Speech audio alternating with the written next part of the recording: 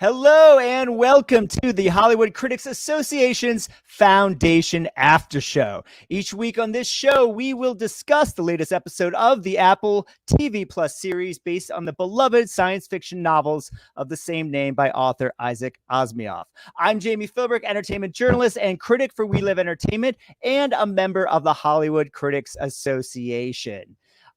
This week, we have a great show for you. We will be having a spoiler-filled discussion of the latest episode of the series, which dropped tonight, entitled Death and the Maiden.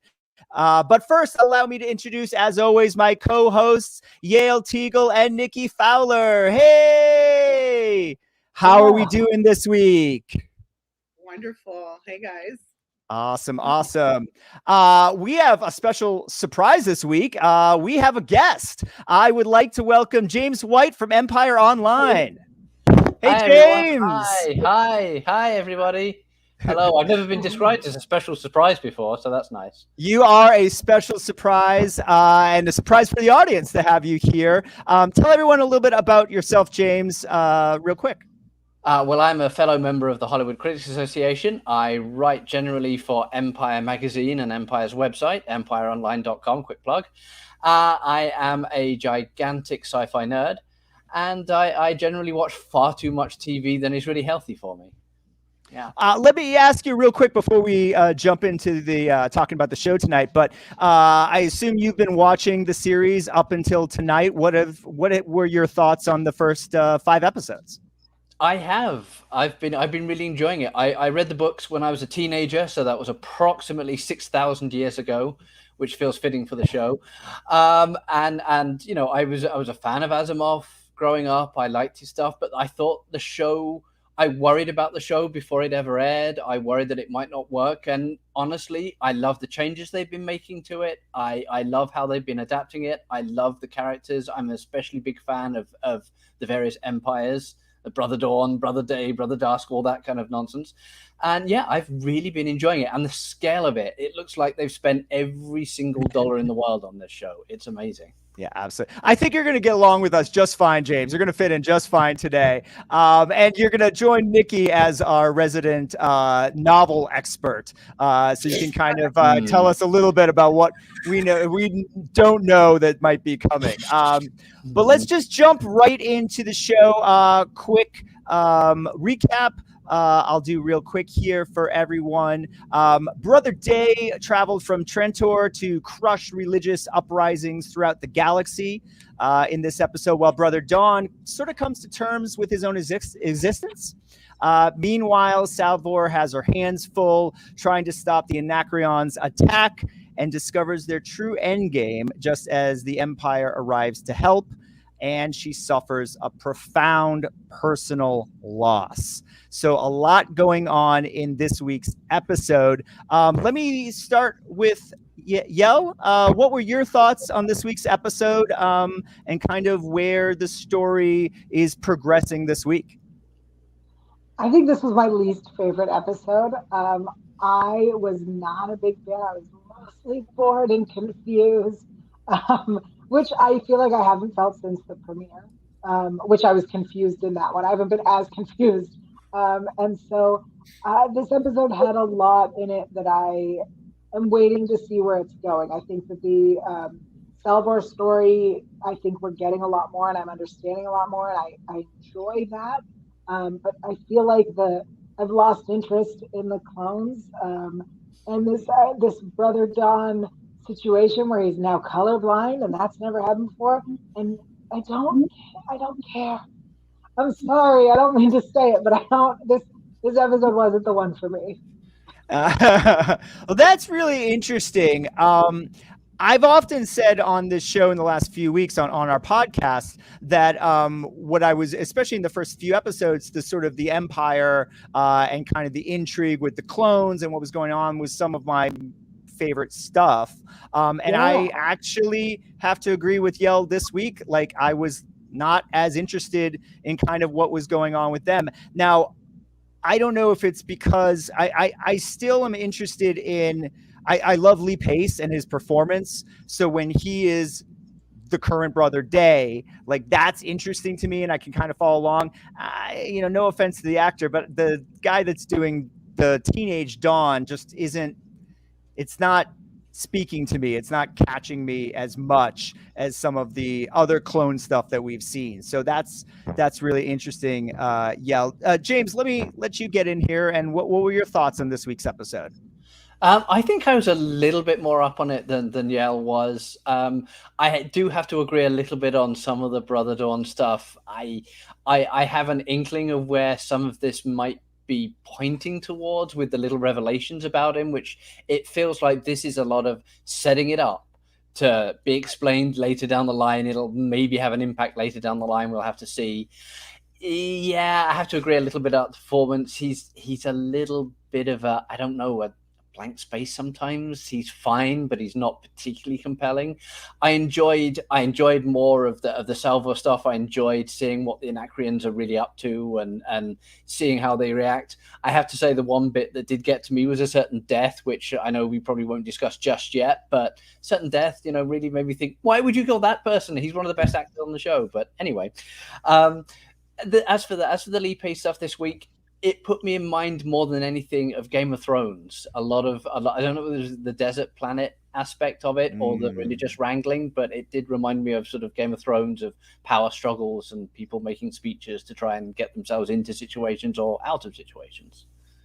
Yeah, absolutely. And I agree with you. That actor was one of the best actors on the show, and we will talk about that before the end of the episode. But Nikki, let's get you in here. What were some of your thoughts? What did you like this week? What didn't you like? What worked for you? What didn't work for you?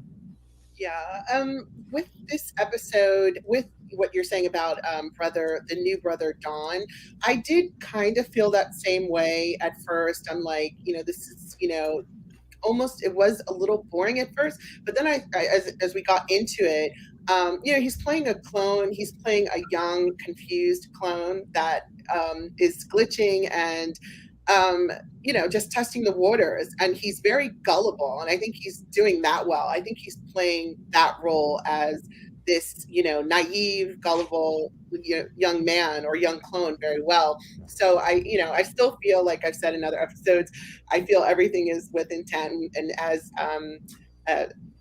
James had said, we'll find out. It could be building up for us to find out later.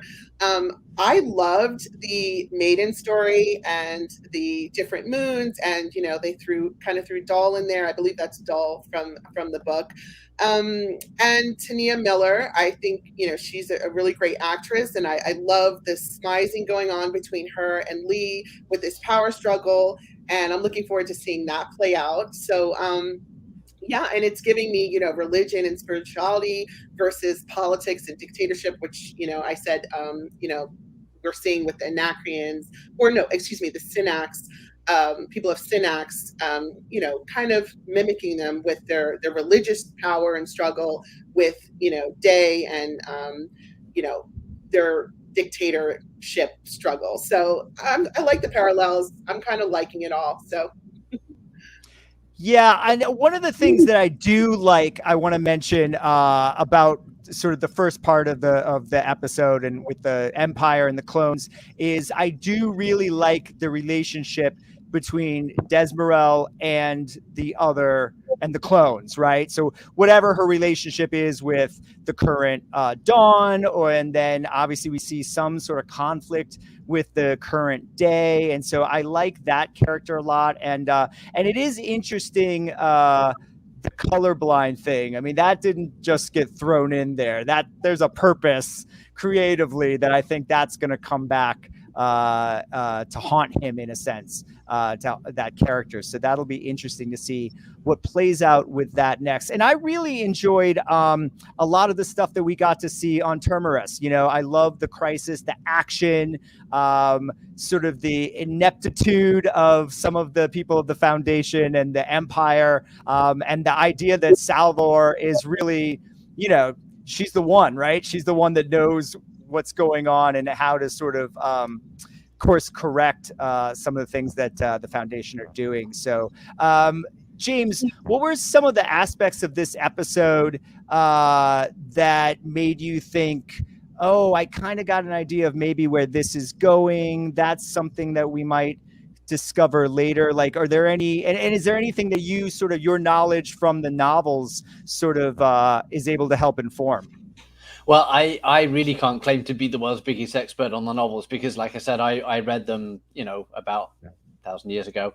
But I was starting to think about obviously, I know the clone aspect isn't in the books. It's sort of like it's a way to portray the various factions of the Empire without having to, keep changing actors all the time, which is a good idea. I have an idea that I don't know if the color blindness means that there's something going wrong with the cloning process, or there is something like if they're starting to degrade somehow. Maybe that'll be an issue. Maybe that's going to be part of what Harry foresaw as the fall of the Empire. Like the empires themselves are all starting to slowly fall apart because they're a copy of a copy of a copy of from this original source material. I don't know. Maybe there's something up with the source material for all we know. He's not as perfect as he seems to be in his little glass case there that everyone seems to like. But I did actually enjoy the interaction between Dawn and Dusk with the whole hunting aspect, even though we got to get past the acting of Brother Dawn, who's fine. He's just I get the feeling he might have more to do again down the line, but it's just that feeling of he's starting to figure these things out for himself. He's starting to realize his own abilities, and the whole hunt aspect was kind of interesting because you've got the legacy of it. You've got Dusk basically trying to bring him into the fold and show him the ways, and he's already this sort of like really incredible hunter. So that I think also might have a bit of a payoff at some point in the future. He also seemed kind of nervous that he was actually so successful, and that sort of keyed something up in my head, being like, oh, okay, so there's something there then, not just he doesn't want to show up Dusk.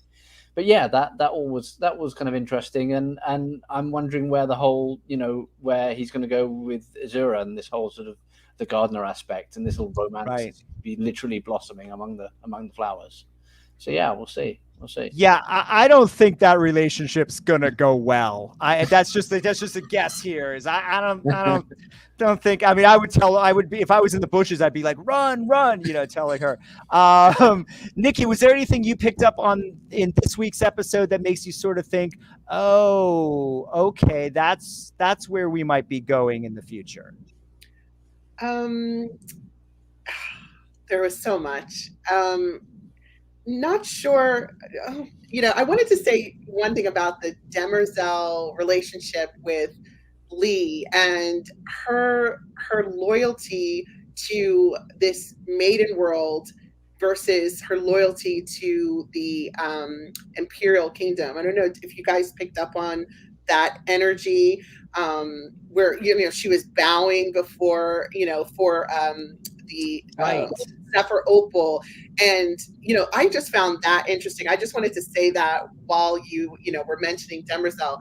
But as far as picking up on where it's going, I've said in the past, as far as them leaving Gail kind of out of Terminus, and she's out kind of on this floating in space. So I just feel that that's going to lead into something more. But I'm just kind of this episode and last episode, I'm just kind of absorbing it all.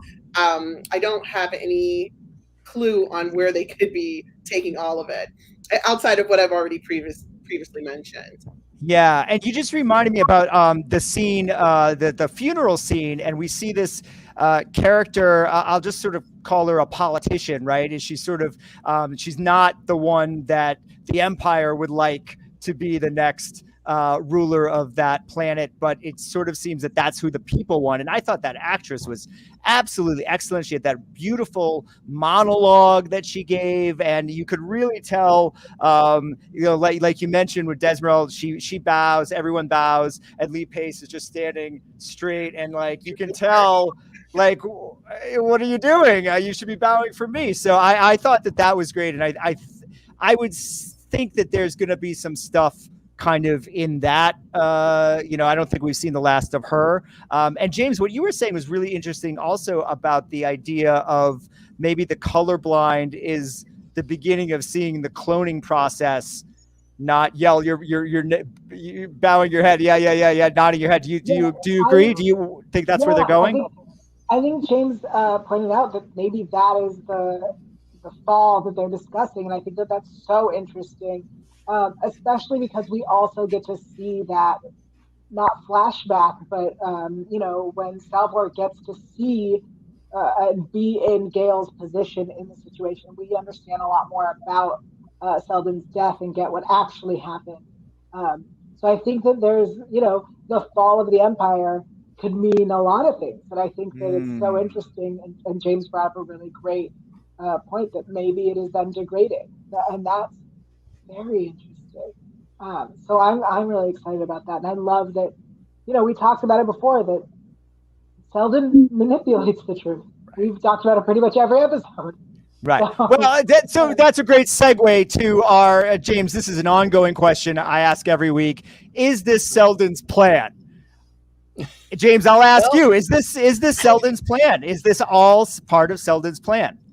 I don't know about the Empire stuff necessarily, unless he's had a way to get behind the scenes of that. It feels like that might be a little bit out of his control, but I do kind of get the feeling that a lot on Terminus is kind of being guided by what he's saying, and we do see that Salvor has these little flashes of things. She has flashes of Garl and Raish and people like that, and we actually see some of the backstory behind him doing what he did, what his killing of Harry, basically. So we do see some of that stuff. We know that he basically split them up so that the plan could work. So that was also a big thing. It was a big revelation, but we'll see what actually happens when it comes down to that. I think Terminus is definitely a big part of his plan, a big thing. As for the Empire stuff, I don't know. I don't know if he can really have that much control, but I wouldn't put anything past Jared Harris, frankly. I wouldn't. Yeah, I agree with that. Yeah, I don't know how much control per se he would have over the Empire, but I think if we were to give his mathematics and genius, that maybe I could see a way that through some equation he could have perhaps guessed that maybe the clone system was going to stop working. So, but I agree with you on the Terminus stuff. And actually this week, Salvor really kind of contemplates that herself, especially when she comes into conflict with other members of the Foundation and the Empire and even, her own parents at certain points. So I'll, pose this to Nikki and Yael as well. But Nikki, if you want to start, is Salvor part of Seldon's plan? She certainly thinks she is. That, I can't say that she's part of his plan, but there's more to her. Obviously, we've spoken about this in past episodes of our show, that, just her empath and her luck, which isn't luck, and she's having these visions of Raish and Harry, and there's definitely more to it. That I don't know. I don't know if that's part of his original plan at all. Yeah. Yael, what do you think about the plan? Is it going as planned? I don't know. I think that if it is part of his plan, I will say that the Anachrons, like, their plan worked the way that they made a plan that worked so beautifully over these last 3 episodes of how they're going to infiltrate and get to where they need to go and do what they need to do. And so if that was the first, what did he call it? The first event? Seldon crisis. The crisis. Thank you. The first crisis. Then sure. Yeah. Maybe Salvor is part of the plan. But that last moment of the episode where it seems like as she left, her abilities maybe disappeared. Maybe they're tied to the planet, or maybe to the they're vault. tied to the vault. Like, I have so many questions. Yeah, I mean, that was an interesting moment, even and sort of. I'm guessing that the Acronons are not going to be the enemies much longer. I think that they and the Foundation will kind of come together and realize that the Empire is really the problem and not each other. And I also, just because I like the idea of it, I want to believe that this is all part of Seldon's plan. Until I get evidence from the series that it's not, I'm going along for the ride. So, and I love Salvor and what a badass she is. And even if she does lose whatever sort of, kind of gifts she has on Terminus, she's a badass. Like that's like that. She's still going to be, someone to reckon with, no matter what happens. James, I do want to mention, because you sort of alluded to it, this week we lost the great Clark Peters, not in real life, but just on the show. And I really loved it. I mean, in a lot of ways, I think he maybe didn't have a lot to do on this series. But, he's such a good actor, and in a way was able to bring so much to that character that was sort of loving and giving to Salvor, to give her sort of the strength that she needs and the confidence to kind of move forward. So I really enjoyed sort of that, but unfortunately to save, in the attack, to save the rest of the Foundation and quite frankly, to save Salvor, he sacrifices himself. Talk a little bit, if you will, James, about that moment and your feelings about Clark Peters' performance in the show. Yeah, well, I mean, he was, as he pretty much always is, fantastic. I mean, he gave such depth to that character. His interaction with Leah was always great. They made a really great father-daughter sort of duo. Yeah. Their little, the way that she would sass him occasionally, the way that he would have his little viewpoints and everything like that, it was all really good. I mean, I did appreciate the fact that he's sacrificing himself for the greater good, for his daughter, for the whole Foundation, essentially. But basically all that was running through my head was, oh my God, you killed Clark Peters, you rotters. So, and I'm just sad to lose him. I'm sad to lose him, because I would have loved to have seen him have interaction with, like, be able to see, maybe we'll see a flashback, maybe he'll come back in a flashback and we'll see him interact with Harry or something like that. We'll really see him dig into that. We may, the way this show leaps around in time, I wouldn't be surprised if you can't just bring him back for be like, oh, here he was, like 30 years ago or whatever. I would love to see the way the little story he tells about, were you really all about the Harry's mission? He goes, well, I just really wanted to go to bed with this woman who happened to be Salvor's mom.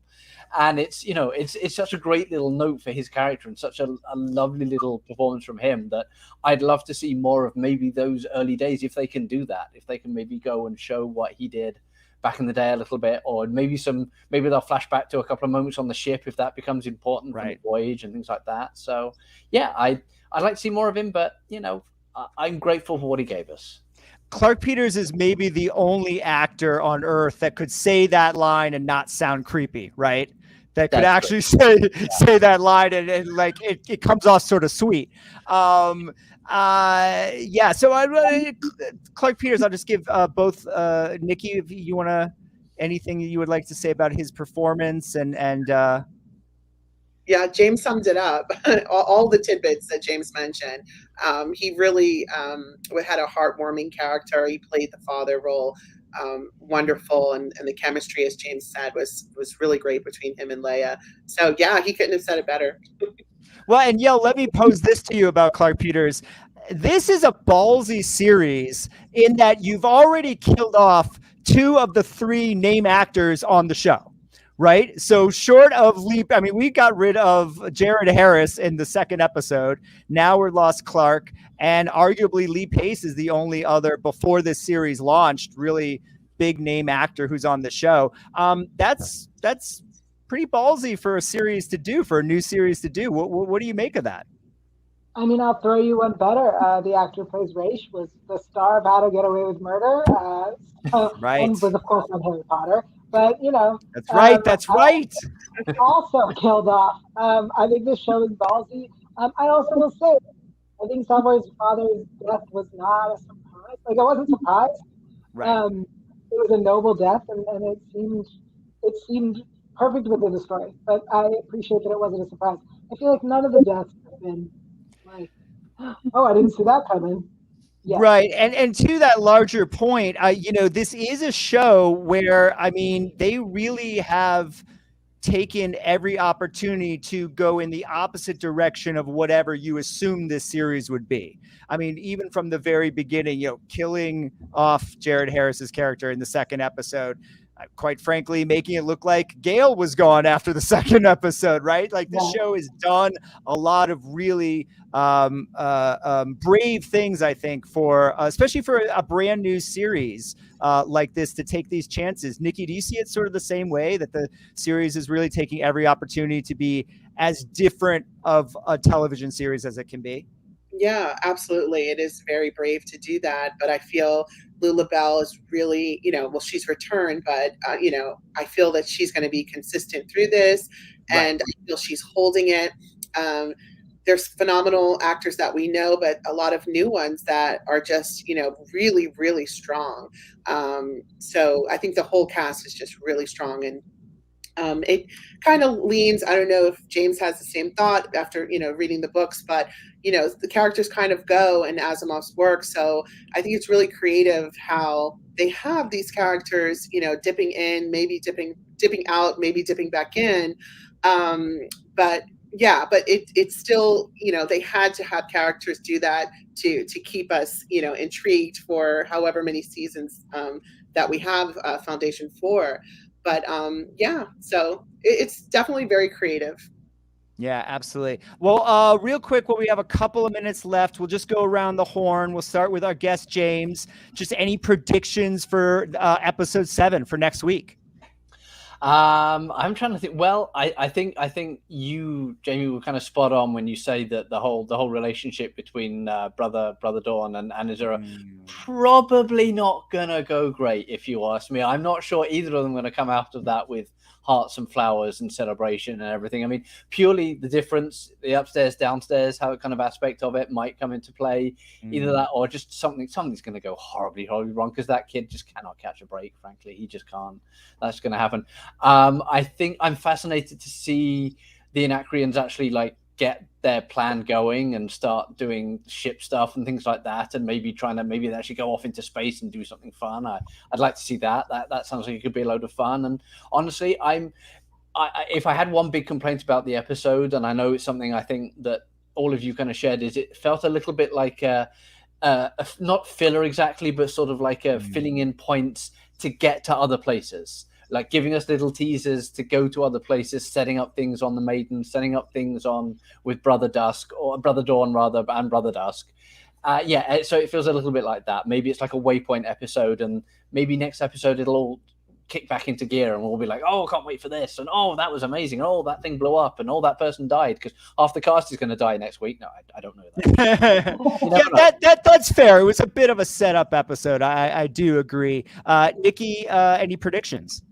Well, the Invictus was mentioned. With the Anacreans, having Salvor and Hugo man this thespian ship. So I'm really interested to see what's going to happen with that. And, Farah has an agenda to bring down the Imperial. So and that's quite interesting. And I still am very interested in the backstory with the Maidens. And they have this, spiritual energy. I feel like this can be just as interesting as the Anacreans, or, something that's hugely violent. Here Tania Miller's character is using, her oration in her mind to get under the skin of Brother Day, and could possibly, turn people against him. So I find that fascinating and interesting, and, I'm just enjoying that. So, but with Brother Don, him every minute. I'm like, something's gonna happen to him. Brother Dusk is looking at him, like super suspicious. So I'm kind of on the edge of my seat, like James said, like there's nothing good that's going to come out of that. So that's pretty much it. I agree. I think we should keep our eye on the Maidens and Day. There's a conflict there that is going to explode. And I also agree, Dawn, you keep an eye on him, because something's, I don't know what's going on with Dawn, but something bad's going to happen there too, as well. And then I'm looking forward to seeing, the next step with, Farah and Salvor and the plan, and having that kind of come out. And I'm so glad Nikki mentioned Hugo. I love Hugo. Hugo's awesome. I want more Hugo. Real quick, what are your predictions for the next episode? Honestly, I don't know. James said this was a big setup episode with setting up a lot of things. So all I can predict is that next episode will be action packed. That's what I need is some more action. I need movement and action and explosions and that's what I need. That's right. We'll keep it moving. Keep it moving. Unfortunately, we have to keep it moving. That's all the time we have for today. But I would like to thank our guest, James White. James, thanks so much for sitting in and talking Foundation with us. Thank you so much. It was so much fun. Yeah, absolutely. Let everyone know where they can catch your stuff. You can find me on Twitter at JamWhite, which you can see down below, my name there. You can also find my writing generally on empireonline.com, the big Empire magazine website. And I'm around a few other pages here and there, but generally those are the places you should seek me out.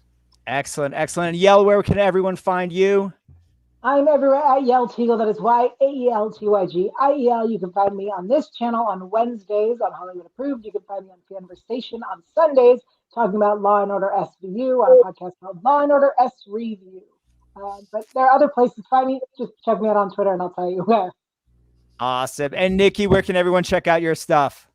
You can find me on social media at Nikki Fowler 28 everywhere, at Glitter Magazine everywhere, including Spotify, and here on the Hollywood Critics Association YouTube at times.